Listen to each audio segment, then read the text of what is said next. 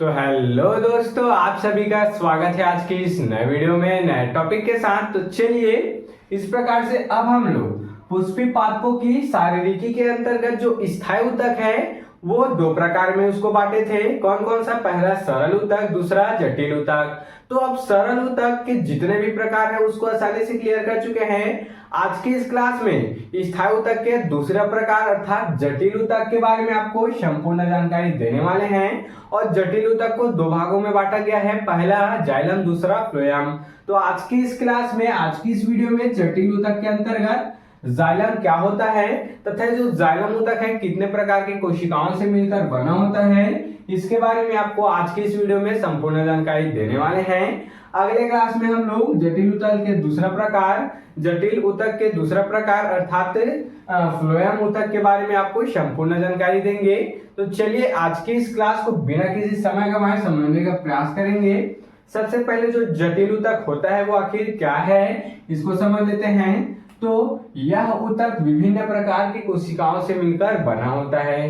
क्या बोला गया? ध्यान देंगे, जो कोशिका है बहुत प्रकार की कोशिकाओं से मिलकर बना होता है। जो ऊतक है वह तो बहुत से कोशिकाओं का समूह होता है, लेकिन ये जो जटिल ऊतक है यह बहुत से कोशिकाओं का समूह तो है ही, लेकिन ये बहुत प्रकार के कोशिकाओं का भी समूह है। अर्थात ये बहुत सारे कोशिकाओं से मिलकर तो बने होते हैं और वो जो कोशिका होते हैं वो भी बहुत से प्रकार के होते हैं। उसी को बोला गया है कि यह ऊतक विभिन्न प्रकार की कोशिकाओं से मिलकर बना होता है, जो एक इकाई की भांति क्या करते हैं, यहाँ पर कार्य करते हैं। देख सकते हैं, जो एक यूनिट की भांति, एक इकाई की भांति कार्य करते हैं। जब बहुत प्रकार के कोशिका मिल जाते हैं तो वो एक इकाई की भांति कार्य करते हैं। यह ऊतक कितने प्रकार के होते हैं? दो प्रकार के। पहले हम लोग बताए थे कि ये जो जटिल ऊतक है इसको दो भागों में बांटा गया, पहला जाइलम, दूसरा फ्लोएम।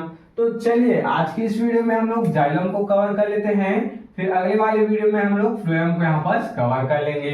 क्लियर? चलिए जाइलम क्या होता है तो इसको देख लेते हैं। तो जाइलम और फ्लोएम मिलकर पौधों का जल संवहन तंत्र बनाते हैं। क्या बनाते हैं? देख सकते हैं, जो जाइलम और फ्लोएम ऊतक है वह पौधों में पाया जाता है और ये पौधों में क्या बनाते हैं? जल संवहन तंत्र बनाते हैं। अर्थात ये जो जाइलम और फ्लोएम है वह मिलकर पौधों का जल संवहन तंत्र बनाते हैं। अर्थात संवहन अर्थात क्या होता है? लाना ले जाना। तो किस चीज को लाना ले जाना?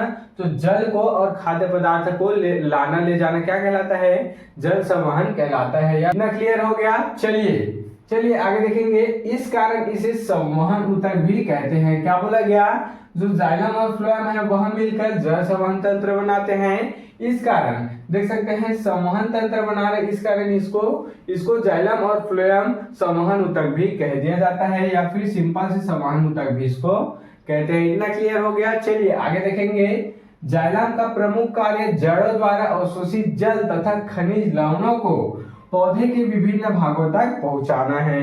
अब ये जो लाइन है इसको आप एकदम दिमाग में बैठा लीजिएगा, दिमाग में इसको फिट कर लीजिएगा, इसको याद रखिएगा। क्या है ये? बिल्कुल सिंपल है। जो जाइलम का कार्य है उसी को बताया गया है कि इसका प्रमुख कार्य जड़ों द्वारा अवशोषित जल, देख सकते हैं इसका प्रमुख कार्य क्या होता है? ये जो जड़ होते हैं, इस प्रकार से जो जड़ है, अब जड़ों द्वारा जो अवशोषित जल है उसको इस पौधे के विभिन्न भागों जैसे कि तना, पत्ती, फूल, फल आदि तक पहुंचाने का कार्य करते हैं। और ये जल के अलावा इसमें कुछ खनिज लवण भी उपस्थित होते हैं, उसको पौधे के विभिन्न भागों तक पहुंचाते हैं। इतना क्लियर हो गया? आशा करता हूँ समझ में आया होगा। इस ऊतक का निर्माण 4 प्रकार की कोशिकाओं से होता है। तो चलिए इसको देख लेते हैं कि जाइलम जो ऊतक है उसका निर्माण किन किन कोशिकाओं से होता है। तो पहला है वाहिनिकाएं, दूसरा है वाहिकाएं, तीसरा हो गया जाइलम मृदुतक, चौथा हो गया जाइलम तंतु। तो सबसे पहले हम लोग वाहिकाएं को देख लेते हैं। तो इस प्रकार की कोशिकाएं लंबी, नलिकाकार तथा दोनों सिरों पर पतली होती है। ये होगी लंबी, होगी नलिकाकार और दोनों सिरों से इस प्रकार से पतली होती है। देख सकते हैं इस प्रकार से। आगे देखेंगे, ये निर्जीव कोशिकाएं होती है। देख सकते हैं ये नॉन लिविंग सेल होते हैं, निर्जीव कोशिकाएं होते हैं, अर्थात इनमें जीव द्रव्य नहीं पाया जाता। अब इसमें जीव द्रव्य ही नहीं पाया जाता तो ये किस प्रकार से लिविंग होगा, इसका नाम है ये क्या होता है, नॉन लिविंग अर्थात निर्जीव कोशिकाएं होती है। इतना क्लियर हुआ। चलिए दूसरा कोशिका देख लेते हैं। तो दूसरा है वाहिकाएं। पहला हो गया वाहिनिकाएं, दूसरा हो गया वाहिकाएं। तो ये बेलनाकार नलिका सदृश क्या बोला गया है, नलिका सदृश अर्थात ये नलिका के समान दिखाई देता है तथा कोशिकाएं होती है एक के ऊपर एक स्थित होते हैं। क्या बोला गया, ये कैसे होती है, बेलनाकार नलिका सदृश तथा कोशिकाएं होती हैं और एक के ऊपर एक, जैसे कि ये नलिका हो गया हमारा, इस प्रकार से नलिका, और ये एक के ऊपर एक इस प्रकार से उपस्थित होते हैं। इतना क्लियर हो गया। चलिए तीसरा देख लेते हैं। तीसरा है जाइलम मृदुतक। अब ये जो जाइलम ऊतक है वह जाइलम मृदुतक से भी मिलकर बना होता है। तो ये जाइलम में पाई जाने वाली पेरेन्काइमा, देख सकते हैं ये जाइलम में पाई जाने वाली पेरेन्काइमा कोशिकाएं हैं या फिर कोशाएं हैं। इन कोशिकाओं की कोशिका भित्ति कुछ मोटी होती है। यह कोशिकाएं जीवित होती है, देख सकते हैं ये लिविंग सेल इनमें पाया जाता है, अर्थात ये जो जाइलम मृदुतक है यह एक प्रकार से लिविंग सेल है तथा क्या बोला गया, कोशिका भित्ति इसमें कुछ मोटी प्रकार की होती है, अर्थात इसकी जो कोशिका भित्ति है, सेल वाल है, वो मोटी प्रकार से होती है। इतना क्लियर हो गया। चलिए लास्ट देख लेते हैं। लास्ट है जाइलम तंतु। अब जो जाइलम ऊतक है वो जाइलम तंतु से मिलकर बना होता है। तो इस प्रकार की कोशिकाएं लंबी, कोशिकाएं लंबी या फिर कोशिकाएं बोले तथा पतली तथा सिरों पर नुकीली होती है, देख सकते हैं। जो जाइलम तंतु है, जो जाइलम तंतु है इसको दृढ़ोतक भी कहा जाता है।